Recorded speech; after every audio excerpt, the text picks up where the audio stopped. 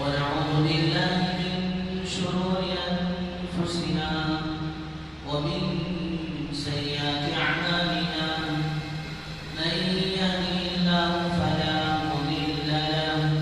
ومن يضلل فلا هادي له ونشهد أن لا إله إلا الله وحده لا شريك له ونشهد أن سيدنا وسندنا مولانا محمدا عبده ورسوله أما بعد فقد قال الله تبارك وتعالى في كلامه المجيد إن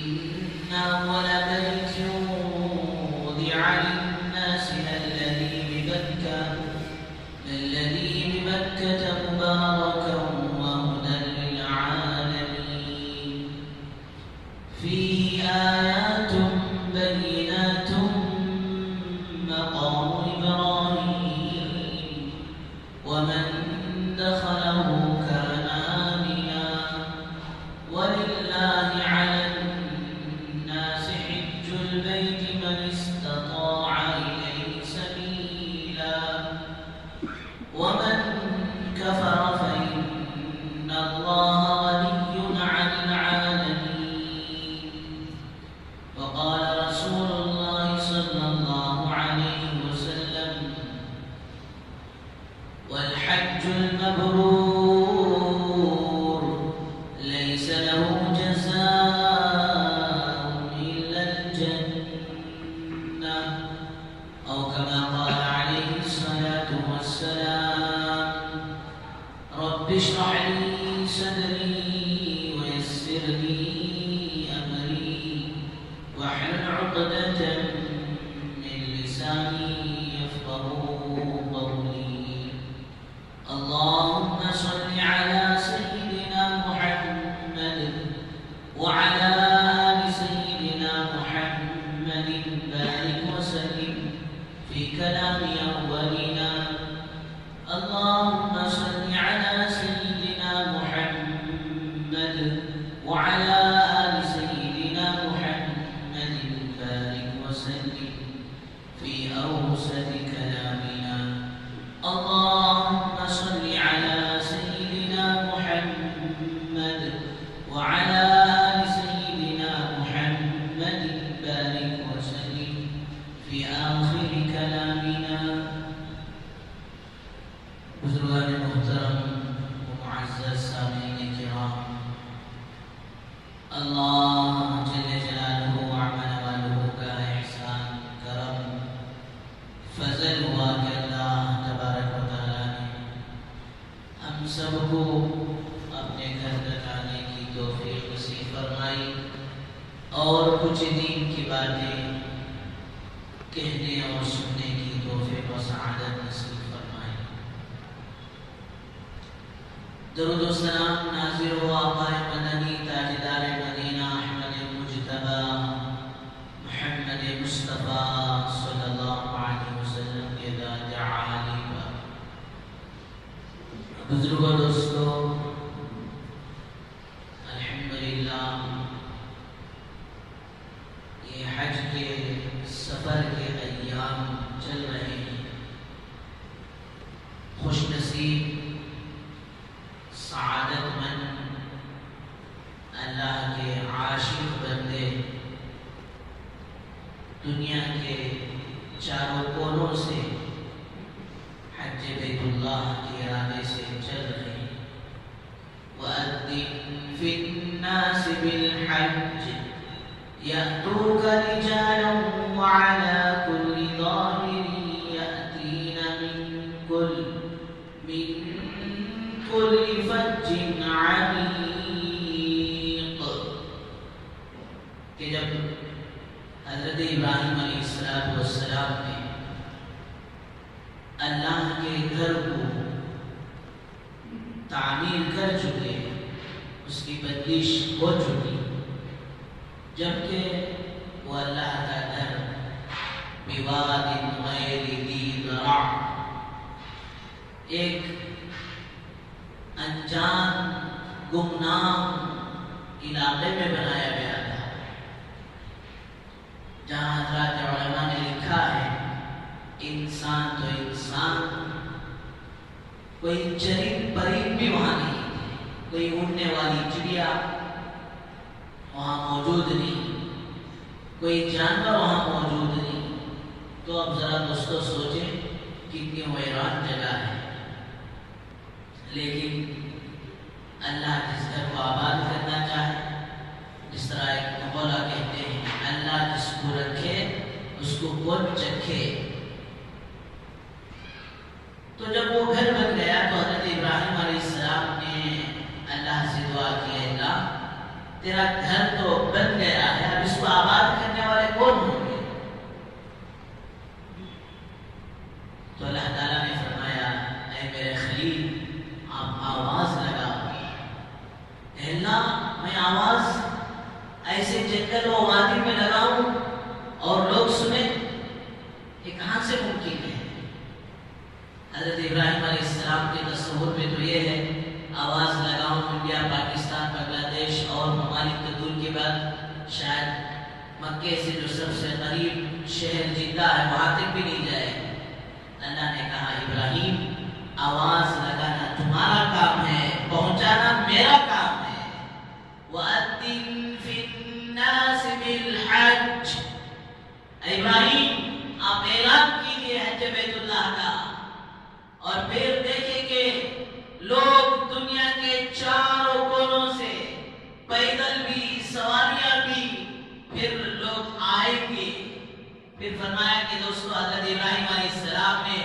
اس وقت آواز لگائی تو اللہ نے وہ آواز کو ساری دنیا میں پہنچائی،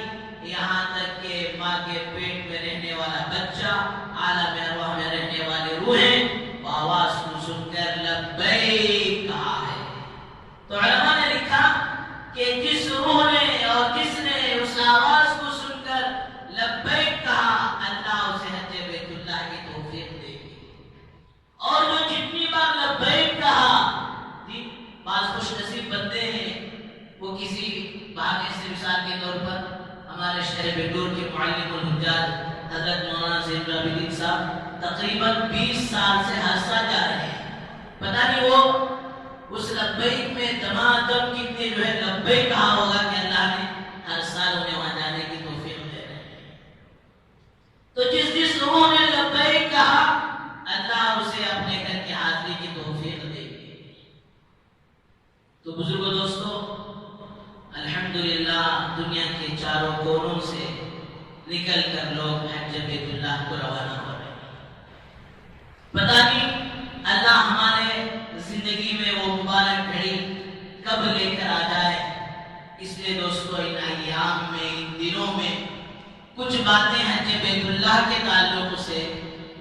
کچھ باتیں مدینہ المنورہ سرکار دو عالم صلی اللہ علیہ وسلم کی زیارت کے متعلق، آپ کے قبر مبارک پر حاضر ہو کر درود و سلام کا نذرانہ پیش کرنے کے متعلق چند باتیں سامنے آ جائے تاکہ ہم کمزور دلوں میں بھی اللہ اپنے گھر کی حاضری کی محبت کو پیدا کر دے۔ اس لیے کہ بزرگوں مال والے کم جاتے ہیں، محبت والے زیادہ جاتے ہیں، اور اللہ تعالیٰ نے جہاں یہ اعلان فرمایا وَلِلَّهِ عَلَى النَّاسِ حِجُّ الْبَيْتِ مَنِ اسْتَطَاعَ إِلَيْهِ سَبِيلًا، کہ جن لوگوں کو وہاں پہنچنے کی طاقت ہے، سبیل ہے، اتنی رقم ہے، وہ ان پر حج فرض ہے۔ اور آگے فرماتے وَمَنْ كَفَرَ فَإِنَّ اللَّهَ غَنِيٌّ عَنِ الْعَالَمِينَ، اور اگر کوئی انکار کرے اور کوئی اپنے آپ کو بچائے تو اللہ کہتے ہیں کہ ہم ان سے مستغنی ہیں، ہمیں کوئی پرواہ نہیں، یہ کریں گے تو ان کا نفع ہوگا، نہیں کریں گے تو دوستو حضرت عمر فاروق رضی اللہ عنہ حدیث کے راوی ہیں، بڑا ڈر لگتا ہے کہتے ہوئے جن لوگوں پر حج فرض ہو گیا اگر اس نے حج کیے بغیر مر گیا تو وہ یہودی ہو کر مرے گا یا تو نصرانی ہو کر مرے گا۔ اب حج کمیٹی کا ایک سلسلہ ہے کہ چلنے والے ہزاروں کی تعداد میں فارم بھرتے ہیں، لیکن پورے میں 4-5 ہزار جتنی ان کو کوٹا ملتا ہے اتنے میں بھیجتے ہیں اور باقی رک جاتے ہیں۔ جن کے پاس 2 لاکھ کی کیپیسٹی ہے وہ تو حج کمیٹی سے جائیں گے، لیکن جن کے پاس اور زیادہ طاقت ہے، مال اللہ نے دیا ہے، وہ ایک کیا اپنے ساتھ 4 لوگوں کو حج کو لے جانے کے اللہ نے کیپیسٹی و طاقت و مال دیا ہے، وہ بھی حج کمیٹی سے کہتے 2 لاکھ کہتے، ٹور سے کہتے 4 لاکھ کہتے، کئی کو 2 لاکھ پیش کرنا اور ایک سال انتظار کریں۔ اللہ طاقت دیا ہے تو اور ایک سال کی انتظار مت کرو، مال لگاؤ، ایک کا 7 لاکھ ملتا ہے۔ اب پتہ نہیں بیچارے اور سال کو نمبر لگے یا نہیں لگے۔ حدیث میں اللہ کے نبی صلی اللہ علیہ وسلم نے فرمایا جس نے حج کا ارادہ کیا فلیتعجل، اس کو چاہیے کہ وہ اس ارادے کے کرنے کو اور وہاں جانے کے معاملے میں جلدی کرے کہ ایسا نہ ہو کہ 10 سال تک مال ہو یا نہ ہو، مال تو ہے، صحت ساتھ دے یا نہ دے، یا اور کوئی عارضہ پیش آ جائے۔ جس نے حج کا ارادہ کیا اور جس پر فرض ہے وہ ارادہ کرے اور جلد سے جلد دوستو حج کو کرنے کی فکر کرے، ورنہ بعض روایت میں آتا ہے کہ اس کے جنازے کی نماز نہ پڑھو، اللہ حفاظت فرمائے۔ اب لوگ اللہ مال دینے کے باوجود نہیں بیٹے کی شادی کرنا، ارے ایک طرف باپ ہے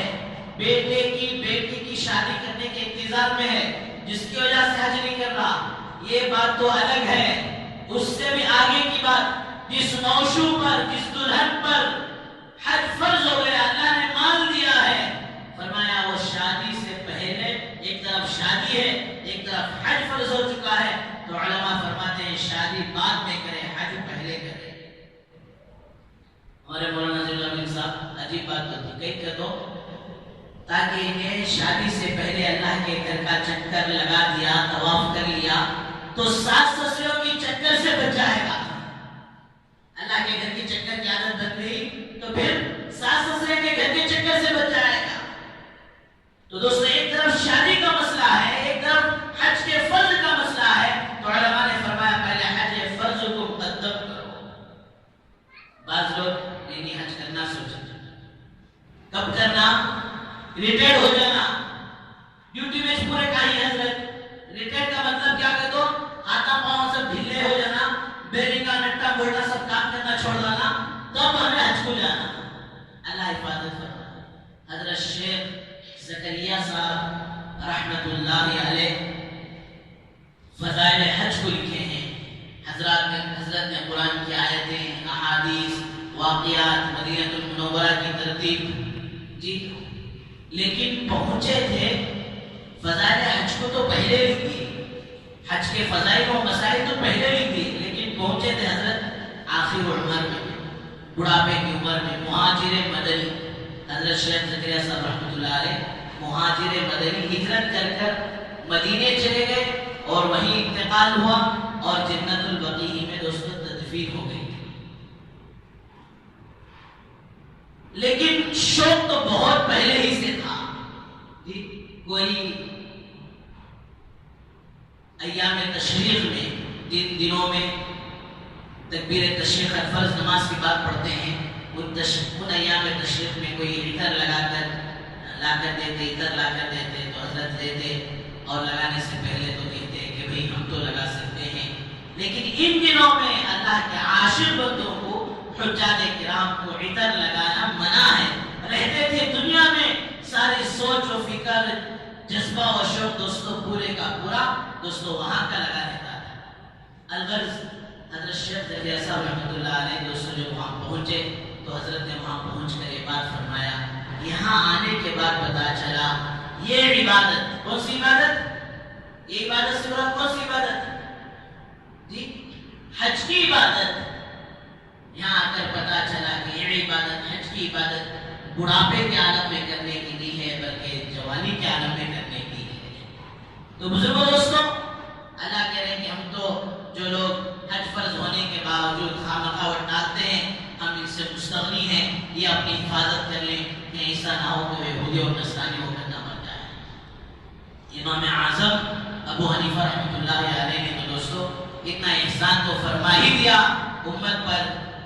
کہ ایک ہے حج فرض ہو گیا، جانا بھی ڈال رہا ہے، نہیں گیا گنہگار ہوگا، حج نہیں کرنے کا گنہگار ہوگا۔ ایک آدمی وہ ہے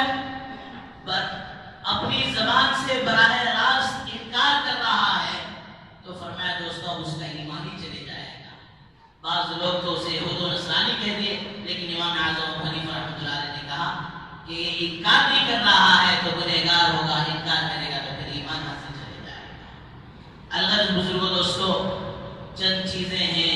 کہ اللہ نے ایسی بنائی کہ اسے دی بھرتا ہی نہیں ہے۔ ایک آسمان کے ستاروں کو آدمی جتنا بھی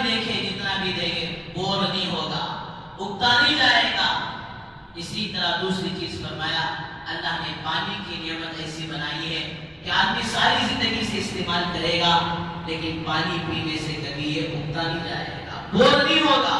اسے تو ہر حال میں بہت آخری سانس تک پانی کی ضرورت پڑتی ہی ہے۔ اور اسی طرح فرمایا تیسری چیز قرآن مجید ایک ایسی دولت ہے، ایسی نعمت ہے کہ ساری زندگی پڑھتے جاؤ دوستو کبھی بور نہیں ہوتے۔ اللہ تعالیٰ نے قرآن مجید کے اندر دوستو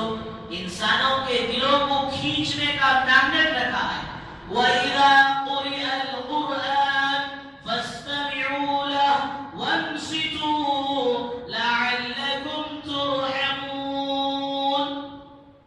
جب قرآن کی تلاوت ہو رہی ہے اور اسے غور سے سنا جائے تو اللہ کہتے ہیں کہ ہم ان پر رحمت کریں گے، اللہ تعالیٰ کہتے ہیں کہ ہم ان پر رحمت کے تجلیات اتاریں گے۔ لیکن قرآن کی تاثیر دوستو اپنی جگہ پر حق ہے، لیکن فرمایا وہ ہمارے اندر کیپیسٹی ہو کہ میگنیٹ کے گھسیٹنے پر لوہا اس کے قریب ہو جائے، جس کے اندر بھی وجیب و غریب دوستو زندگیاں گزارے ہیں۔ حضرت پیر ذوالفقار صاحب دامت برکاتہ لکھتے ہیں ایک نوجوان کا نکاح ہوا اور رات میں جو اپنی دلہن کے پاس گیا اور جا کر کہا اللہ کی بندی دیکھو اللہ نے ہمیں ازدواجی زندگی میں جوڑ دیا ہے، اب تک ہم بیچلر تھے، اب ہم ایک دوسرے کے شریک حیات بن چکے ہیں، لائف پارٹنر بن چکے ہیں، میرا دل چاہتا ہے کہ اس نئی زندگی کو شروع کرنے سے پہلے 2 رکعت نفل پڑھیں۔ وہ دلہن کہیں الحمدللہ چلے بہت اچھا، ادھر دلہا بھی دوستو رکعت بانا، ادھر دلہن بھی رکعت بانی۔ دلہن کی نماز 4 منٹ میں ہو گئی، دلہا حافظ قرآن تھا، وہ قرآن پڑھتا گیا فرمایا کہ جو فجر کی اذان ہو گئی، فجر کی نماز میں مسجد میں گیا تو روشنی آسنے دوست احباب پوچھنے لگے بھائی اپنے جیون ساتھی کو کیسے پایا، اس کے مزاج کیسے ہیں، دیندار ہے؟ انہوں نے بولا بھائی مجھے کیا بھی معلوم نہیں ہے،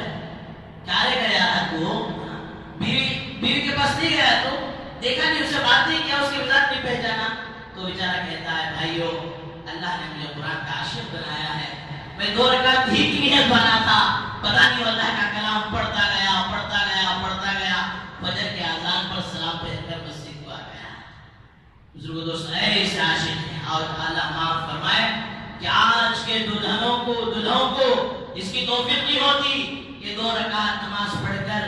نئی زندگی کی شروعات کریں، اس لیے کہ ابھی ملے کہاں ہیں۔ آج اللہ معاف فرمائے ایک عام وبا چل رہی ہے، جیسے ہی دوستی ہوتی ہے رشتہ طے ہوتا ہے، اسی وقت سے دوستو لڑکا اور لڑکی موبائلوں کے ذریعے سے SMS کے ذریعے سے اور پتہ نہیں کس کے ذریعے سے بات چیت شروع کر دیتے ہیں۔ علماء نے منع کیا ہے، ناجائز لکھا ہے، صرف رشتہ طے ہونے پر ایک اجنبی مرد اور عورت فرمایا وہ آپس میں بات ہی کر سکتے، پتہ نہیں کہ رشتہ جا کر رکے گا یا ٹوٹے گا۔ ابھی یہ ازدواجی زندگی میں نہیں بنے، دلہا اور دلہن نہیں بنے ہیں، میاں بیوی کا رشتہ قائم نہیں ہوا ہے، اس سے پہلے باتیں کرنا منع ہے۔ اللہ حفاظت فرمائے۔ اور ایک دوستو نکاح کے تعلق سے بات آئی تو وضاحت کر دوں، بیٹھ کر دفتر لکھا جاتا ہے، اس کے اندر وکیل اور گواہ طے ہوتے ہیں، پھر اس کے بعد لڑکی کے پاس جو سگنیچر لینے جاتے ہیں پتہ نہیں وہاں کون اٹھ کر جانے لگتے ہیں۔ یاد رکھو وکیل تو وہ بنے، وکیل کہتے ہیں وہی ہے کہ لڑکی جس کی وکالت میں، جس کے ذمہ داری میں پل رہی ہو، سب سے بہترین وکیل لڑکی کے لیے باپ زندہ ہو تو باپ ہی وکیل ہے۔ اب اٹھا کو پھوپھا کو بنا لی جی،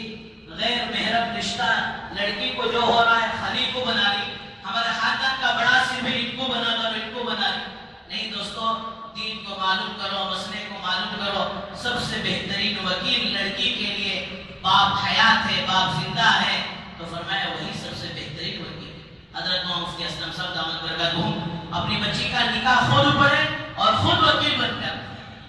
تو وہاں جب صحیح لینے جا رہے ہیں تو لڑکی کے محرم رشتہ دار جائیں، باپ جائیں، ماموں جائیں، چاچا جائیں، جو محرم رشتہ ہے وہ جائیں۔ ایسا نہیں کہ اجنبیوں کو جو ہے گواہ، وکیل گواہ بنایا جا رہا ہے جی، اور پھر جو انہیں بھیجا جا رہا ہے۔ الغرض قرآن کے ایسے عاشق گزرے ہیں، حضرت قاری محمد فتح رحمۃ اللہ علیہ، ان کے متعلق لکھا ہے کہ جب یہ کعبۃ اللہ کو گئے اور کعبۃ اللہ کا طواف کرتے تو قرآن کے گلشن میں کرتے، قرآن کے ماحول میں کرتے، اس طرح شادیوں میں خامخواہ لیڈی جو ہے سلگایا جا رہا ہے اور جو ہے اسے ڈیکوریشن کیا جا رہا ہے، کیا فرمایا لڑکا اور لڑکی اس روشنی کے گلشن میں آئے جائیں شادی محل میں، فرمایا قرآن کے گلشن میں طواف کرتے تھے۔ کیا مطلب؟ ادھر دو تین حفاظ ہوتے، ادھر دو تین حفاظ ہوتے، اور یہ قرآن پڑھتے جاتے تب تھک جاتے تو اپنے شاگردوں سے کہتے کہ قرآن پڑھو، وہ قرآن پڑھتے، پورا طواف دوستو وہ قرآن کی آیتوں کے درمیان میں ہوتا تھا۔ حضرت مرشد عالم رحمۃ اللہ علیہ ایک مرتبہ حج کو گئے، پورا قرآن مجید ایک آیت کو تلاوت کرتے پھر دعا کرتے، جنت کی آیت ہوتی تو جنت کی نعمتوں کو مانگتے، دوزخ کی آیت ہوتی تو دوزخ سے پناہ مانگتے، اور جہاں جہاں جس موقع کی آیتیں ہوتی اس موقع کے دوستوں دعائیں کرتے ہوئے فرمایا کعبۃ اللہ کا طواف کرتے، کعبۃ اللہ میں وقت گزارتے۔ تو الغرض قرآن مجید ایسی چیز ہے کہ دوستوں اس کے اندر اللہ نے عجیب تاثیر رکھی ہے، ساری زندگی پڑھتے جاؤ، سنتے جاؤ، اس سے بور اور اکتاہٹ نہیں ہوتی، لیکن شرط یہ ہے کہ وہ مانگنے کی کیفیت ہمارے دل میں ہو۔ علماء نے لکھا ہے کہ ایک نوجوان راستے میں جا رہا تھا، ایک تھیلی ملی، وہ تھیلی کو اٹھا کر جو میں رکھ لیا، آگے بڑھا تو ایک بڑے میاں ملے، تو اس سے پوچھے بڑے میاں کیا چیز ہے؟ بڑے میاں دیکھ کر بولے بیٹا یہ کارتوس ہے۔ کیا چیز؟ کہا اسے شیر کو مارو تو شیر چلا جائے گا، ہاتھی کو مارو تو ہاتھی چلا جائے گا، گھوڑے کو مارو تو گھوڑا چلا جائے گا، تو بہت قیمتی چیز ہے۔ اس کے بعد وہ نوجوان اسے جیب میں رکھ لیا اور چل رہا تھا، گھر نہیں پہنچا کہ کتا پیچھے پڑ گیا، ہکال رہا جا رہا نہیں، پھر خیال آیا میرے پاس تو ایسی چیز ہے اسے شیر مر سکتا ہے، اب کارتوس کو اٹھا کر اس پر پھینک رہا ہے تو وہ کچھ بھی اثر نہیں ہو رہا اور وہ بڑھ چڑھ کر آ رہا ہے۔ دوسرے دن اسے بڑی میاں کے پاس گئے، جا کر پوچھا وہ اللہ کے ولی تمہیں تو بولے تھے اس کارتوس سے شیر مرتا ہے، کتے کی ٹانگ پر بھی اس پر جو ہے اس کا اثر نہیں ہوا۔ تو پھر وہ بڑے میاں کہنے لگے بیٹا آپ نے بات پوری نہیں سمجھا، یہ کارتوس جب بندوق کے اندر ہوتا ہے، گن کے اندر ہوتا ہے تب چلاؤ تو یہ اثر کرتا ہے، بیٹا تو ایسے ہی پھینکا ہے تو کیا اثر کرے گا۔ پھر اللہ والوں نے لکھا ہے اسی طرح دوستو جب یہ قرآن کا کارتوس ہماری زندگی کے حصے میں آ جائے گا، ہماری زندگی میں آ جائے گا، پھر یہ ایمان والا تہجد میں کھڑے ہو کر اللہ کے سامنے اللہ کے کلام کو پڑھے گا، اور پھر دوستو یہ ہاتھ اٹھائے گا، دعائیں مانگے گا، تو اس کی نماز قبول ہوتی ہے، اس کی نماز پر، اس کی دعا پر آسمان کے فرشتے آمین کہنے کے لیے تیار ہو جاتے ہیں۔ لیکن فرق یہ ہے کہ دوستو آج قرآن کی تاثیر ہمارے دلوں پر کیوں نہیں ہو رہی؟ اس لیے کہ بدن سے وہ کارتوس نکل چکا ہے۔ چوتھی چیز حضرات علماء نے فرمایا وہ بیت اللہ کا دیدار ہے، کہ جتنا بھی اس پر نظر پڑے، جتنا بھی اسے دیکھے، کبھی بھی دوستو دل نہیں بھرتا، دل چاہتا ہے کہ دیکھتے ہی رہ جائیں۔ اس لیے جو حضرات حج بیت اللہ بھولے گئے ان کی تو تمنا ہوتی ہے کہ ایک مرتبہ زندگی میں اللہ اپنے گھر کا دیدار کرا دے، اور جب دیدار ہو جاتا ہے تو پھر دوستو بار بار دیدار کی کیفیت پیدا ہو جاتی ہے، بار بار دیدار کی تمنا پیدا ہو جاتی ہے۔ اس لیے فرمایا کہ وہ جگہ ہے روزانہ 120 نازل ہوتی رہتی ہے ہمیشہ، کہ کوئی جا کر وہاں طواف کر رہا ہے تو 60 اس پر پڑھ رہی ہے، کوئی طواف نہیں کر رہا نماز پڑھ رہا ہے 40 اس پر پڑھتی ہے، جبکہ دوستو یہ دونوں عمل کوئی نہیں کر رہا ہے، صرف بیٹھ کر کعبۃ اللہ کا دیدار کر رہا ہے، اس پر بھی اللہ کی طرف سے 20 رحمتیں پڑھ رہی ہیں۔ تو بزرگ دوستو، حج بیت اللہ ان اول بیت وعلیا للناس الذی ببکہ، کہ سب سے پہلا گھر اللہ نے عبادت کے لیے جو بنایا وہ کعبۃ اللہ کو بنایا، وہ اس گاؤں میں بنایا جس گاؤں میں میرے اور آپ کے آقا سرکار دو عالم صلی اللہ علیہ وسلم دوستو پیدا ہوئے۔ پھر وہ گاؤں ہے کہ اللہ نے کسی نبی کے بستی کی قسم نہیں کھائی، کسی نبی کے گاؤں کی قسم نہیں کھائی، لیکن یہ وہ گاؤں ہے جس کے بارے میں اللہ نے قسم کھائی، وَهَذَا الْبَلَدِ الْأَمِينِ لَا أُقْسِمُ بِهَذَا الْبَلَدِ، ایسے مبارک شہر کے اندر دوستو اللہ تعالیٰ نے اپنے گھر کو بنایا۔ ان اول بیت وضع للناس الذی ببکہ مبارک، وہ بابرکت جگہ ہے، وہاں کی ایک ایک نیکی 1,00,000 نیکی کے برابر ہے۔ اس نے فرمایا وہاں پہنچنے کے بعد حجاج کرام معتمرین فرمایا ریال کا حساب نہ لگائے، ریال کا حساب لگے چائے پینا مشکل ہو جائے گا، جو خود چائے نہیں پیتا ہے وہ دوسروں کو پلاتا بھی نہیں ہے۔ فرمایا کہ دوستو وہاں کی ایک ایک نیکی 1,00,000 نیکی کے برابر، ایک ایک روپے کا خرچ کرنا 1,00,000 خرچ کرنے کے برابر، ایک نماز 1,00,000 نمازوں کے برابر۔ مبارک و بابرکت جگہ ہے، وہ ہدی للعالمین، اور اللہ تعالیٰ نے سارے عالم کے ہدایت کا مرکز بنایا ہے۔ کیسے کیسے لوگ دوستو وہاں جایا کرتے تھے، جانے کے بعد اللہ انہیں ہدایت سے مالا مال کرتا، ان کی زندگیاں بدل جاتی، نمازی پکے بن کر واپس لوٹتے تھے، ولی بن کر دوستو واپس لوٹتے تھے، ہدایت سے مالا مال ہو کر دوستو واپس لوٹتے تھے۔ لیکن دوستو یہ آج کا کیسا دور ہے کہ حاجی صاحب کا حج ہونے کے باوجود زندگی نہیں بدلتی ہے، پہلے جو پٹری پر تھی اسی پٹری پر دوستو اپنی زندگی گزر رہی۔ وجہ کیا ہے؟ اللہ پاک نے فرمایا والذین جاہدوا فینا لنہدینہم سبلنا، کہ جو لوگ ہمارے راستے میں جدوجہد کریں گے، مجاہدے کریں گے، کوششیں کریں گے، ہم ان کے لیے ہدایت کے راستے کو دیں گے۔ آج میرے بزرگوں وہ مجاہدہ ختم ہو گیا، ہر موقع پر سہولت پسند ہو گئی۔ اس طرح ہمارے مولوی صاحب شعر بولتے تھے، مخمل میں چلوں تو پاؤں چھلی ہو جائے، اس کو چلوں کانٹوں کو پہاڑوں کو نہیں، مخمل میں چلوں تو پاؤں زخم ہو جائے، موز کھاؤں تو دانتیں ہل جائیں، موز کھائے تو دانتیں ہل جاتی۔ ایسا دوستو آج دور آ گیا، وہ کیفیت حج بیت اللہ کی جانے سے پہلے جو جذبہ جو شوق ہونا چاہیے وہ شوق نکلتا چلا گیا، وہاں کے آداب کا سیکھنا، وہاں کے فضائل و مسائل کا سیکھنا یہ نکلتا چلا گیا، اور پھر دوستو وہاں کے ہر موقع پر جہاں آسانی ہے اور آسانی طلب کرنے والے ہم بن گئے، جس کی وجہ سے دوستو پھر مجاہدہ جب چلا گیا تو ہدایت بھی چلی گئی۔ اس لیے علماء نے فرمایا پہلے مسافر تھے پکے، راستے تھے کچے۔ 95 کو تقریباً یہ پانی کے جہاز کا سلسلہ رک گیا، اس سے پہلے دوستو سفر جو ہوتا تھا وہ پانی کے جہازوں سے ہوتا تھا، 2 مہینے چلنا پڑتا تھا، کبھی سمندری طوفان آ گیا تو جہاز کو روک دیتے، 8 دن ایک ہی جگہ پر رک جاتے، چاروں طرف سے پانی، اور پھر دوستو گرمی، پتہ نہیں کئی لوگ بیمار پڑ جاتے ہیں۔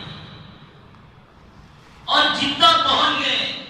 فرمایا جدہ کی سرزمین پر پاؤں رکھنے کے لیے 3 دن لگے، ڈاکٹروں کی ٹیم آتی، ایک کو چیک کرتی، کوئی بیماری ہے تو اسے وہی ٹریٹمنٹ دیا جاتا، پھر وہ اچھا ہوتا تو پھر مکے کی زمین پر وہ پیر رکھتا، اور پھر وہاں سے مکے کو جانے تک پھر دوستو حال خراب ہو جاتا، کوئی سواری نہیں، چلے تو پیدل چلے یا تو اونٹوں پر چلے، راستے میں کوئی انتظام نہیں، لیکن مسافر تھے، پکے راستے تھے، کچے، آج زمانہ الٹا ہو گیا، راستے پکے بن گئے تو دوستو مسافر کچے بن گئے۔ ہدی للعالمین، وہ سارے عالم کے لیے ہدایت کا مرکز ہے۔ عالمی ہدایت کی جگہ میں جا کر آدمی ہدایت سے محروم ہو کر آ جائے تو دوستو اس سے بڑا کوئی بد نصیب نہیں ہو سکتا۔ اس لیے میرے بزرگوں دوستو، جن پر حج فرض ہو چکا ہے یا جو حجاج کرام اس طرح جا رہے ہیں، ان پر یہ ضروری ہے جانے سے پہلے وہاں کے شوق کو لے کر جائیں، وہاں کے جذبے کو لے کر جائیں، وہاں کی محبت کو لے کر جائیں، اللہ کا عشق لے کر جائیں۔ جب دوستو یہ ساری چیزیں لیں گے تو اب راستے میں جتنی بھی مجاہدے کرنے کی ضرورت پڑے گی تو دوستو پھر آدمی آسانی سے مجاہدہ کر لے گا۔ تو ایک چیز یہ ہے کہ جن حجاج کرام جا رہے ہیں، فرمایا وہ سارے آداب کو سیکھ کر جائیں، جگہ جگہ حج تربیتی کیمپ بھی لگ رہے ہیں، اس سے استفادہ کریں، وہاں جا کر سیکھیں، اور پھر دوستو جن لوگوں پر حج فرض ہو گیا وہ غفلت نہ کریں، پہلی فرصت میں دوستو اپنے فریضہ حج کو ادا کر لیں، ورنہ اللہ کے نبی نے فرمایا وہ یا تو یہودی ہو کر مرے گا یا تو نصرانی ہو کر مرے گا۔ اور فرمایا ان کے علاوہ بھی جن لوگوں کے دلوں میں اللہ کے گھر کی محبت پیدا ہو جائے، اللہ پاک اس کے لیے راستہ بھی آسان کرے۔ واقعہ مشہور ہے، آپ نے معنی سنا ہوگا، ایک چونٹی دوستو اللہ کے گھر کا دیدار کا ارادہ کرتے ہیں تو اللہ تعالیٰ کبوتر کو بھیج کر انتظام کرتے ہیں۔ کبوتر اس جگہ پر دانہ چننے کے لیے آتا ہے اور یہ چونٹی اس کے پیر پر سوار ہوتی ہے تو پھر وہ کبوتر اڑتے اڑتے اسے کعبۃ اللہ کو لے کر جاتا ہے۔ خواجہ عبدالمجید صدیقی رحمۃ اللہ علیہ ہمیشہ دعائیں کرتے تھے، اے اللہ تیرے گھر کی حاضری، تیرے نبی کے قبر اطہر پر حاضری کی توفیق اے اللہ عطا فرما۔ ایک مرتبہ اللہ کے نبی صلی اللہ علیہ وسلم خواب میں آئے اور آ کر پوچھا، خواجہ کیا بات ہے کہ تم ہمارے زیارت کا شرف حاصل نہیں کر رہے؟ کہا یا رسول اللہ آپ میرے لیے دعا فرمائیے، میں تو بڑا کمزور آدمی ہوں، مال کے اعتبار سے بھی کمزور ہوں، دوسرے اعتبار سے بھی کمزور ہوں۔ اللہ کے نبی سنا کر جاتے ہیں، بشارت دے کر جاتے ہیں، تم ارادہ کر لو اللہ انتظام کریں گے۔ صبح ہوتی ہے تو دوستو چار طرف سے آدمی آتے ہیں، حضرت آپ ہمارے ساتھ حج کو چلیں گے، آپ ہمارے ساتھ حج کو چلیں گے۔ فرمایا اس کے بعد حضرت کہتے ہیں بھائی جھگڑا مت کرو، چلو ایسا کرتے ہیں ایک سال ایک کے ساتھ چلے جاتے ہیں۔ تو بزرگوں دوستو فی آیات بینات مقام ابراہیم، اس کے بعد اللہ کہتے ہیں کہ وہاں جہاں وہ بابرکت اور مبارک جگہ ہے وہیں مقام اللہ تعالیٰ کی کھلی ہوئی نشانیاں ہیں۔ اس نشانی میں سے فرمایا مقام ابراہیم ہے کہ حضرت ابراہیم اور حضرت اسماعیل علیہ السلام جب گھر بن رہے، اللہ کا گھر بن رہے تھے تو دوستو حضرت اسماعیل علیہ السلام پتھر لا کر دیتے، حضرت ابراہیم علیہ السلام دیوار بنتے تھے۔ اب جب ہائٹ ہوتا گیا، جہاں ہاتھ نہیں پہنچ رہا تھا، ایک پتھر پر حضرت ابراہیم علیہ السلام کھڑے ہوئے، وہ پتھر لفٹ کی طرح حضرت ابراہیم علیہ السلام کو اوپر لے جاتا، اینٹ رکھنے کے بعد پھر اسے جو ہے نیچے لے کر آتا تھا۔ اس طرح کا وہ عمل ہوا تو اس پتھر پر حضرت ابراہیم علیہ السلام کے پیر کے نقشوں کو وہ پتھر موم بن کر لے لیا۔ وہی پتھر جہاں حضرت ابراہیم علیہ السلام کھڑے تھے وہ دوستو وہاں گولڈ کلر کے اندر رکھا گیا ہے، وہ مقام ابراہیم ہے۔ وہاں 2 رکعت نفل نماز پڑھنے کا اللہ نے حکم دیا ہے۔ حضرت عمر رضی اللہ عنہ کی خواہش پر حضرت عمر نے یا رسول اللہ میرا دل چاہتا ہے مقام ابراہیم پر میں نماز پڑھوں۔ اللہ کے نبی کہتے ہیں کہ عمر جس چیز کا اللہ نے مجھے حکم نہیں دیا میں تمہیں کیسے حکم دوں؟ آیت نازل ہو گئی وَاتَّخِذُوا مِن مَّقَامِ إِبْرَاهِيمَ مُصَلًّى، آج کے بعد مقام ابراہیم کو نماز کی جگہ بنا لو۔ فی آیات بینات مقام ابراہیم ومن دخلہ کان آمنا، اور جو حرم میں داخل ہو جاتا ہے وہ امن والا ہو جاتا ہے، ظاہری اعتبار سے بھی امن والا، باطنی اعتبار سے بھی امن والا۔ ظاہری اعتبار سے اگر کوئی آدمی کسی کا قتل کر آیا اور باپ وہاں پہنچ جائے قاتل سے بدلہ لو تو فرمایا وہ حدود حرم میں کسی کو قتل کرنا تو دور کی بات، حدود حرم کی احرام کی حالت میں گھاس تک نہیں نکال سکتے، تو فرمایا وہ قتل کرنے کی اجازت نہیں ہے، اسے پہلے حدود حرم سے باہر نکالیں گے اس کے بعد بدلا لیں گے۔ ظاہری اعتبار سے بھی دوستو وہ امن کی جگہ ہے، باطنی اعتبار سے بھی امن کی جگہ ہے، اور اس کے تعلق سے بہت ساری باتیں ہیں انشاءاللہ آئندہ جمعہ عرض کیا جائے گا. دعا فرمائے اللہ تعالیٰ جن لوگوں پر اللہ نے حج کو فرض کر دیا ہے اللہ تبارک و تعالیٰ انہیں جلد سے جلد حج کے فریضے سے فارغ ہونے کی توفیق نصیب فرمائے. اور جو حجاج کرام ان سال جا رہے ہیں اللہ ان سب کے حج کو حج مقبول و مبرور بنائے. اس سے حضرت یوسف صاحب رحمۃ اللہ علیہ فرماتے تھے جس سال حاجیوں کا حج قبول ہو جائے گا سمجھو اللہ ان کے حج کو ذریعہ بنا کر سارے عالم میں ہدایت کو پھیلا دیں گے. حضرت یوسف صاحب رحمۃ اللہ علیہ فرماتے احرام کی حالت میں حاجی کی جو کیفیت ہوتی ہے وہ کیفیت اللہ تعالیٰ ساری زندگی کو باقی رکھیں گے. احرام دوستو معنی ہی ہے کچھ وقت کے لیے چند چیزوں کو اپنے اوپر حرام کر لینا. بیوی حلال ہے احرام کی حالت میں حرام, خوشبو حلال ہے احرام کی حالت میں حرام, اسی طرح بہت ساری چیزیں حلال ہونے کے باوجود احرام کی حالت میں حرام.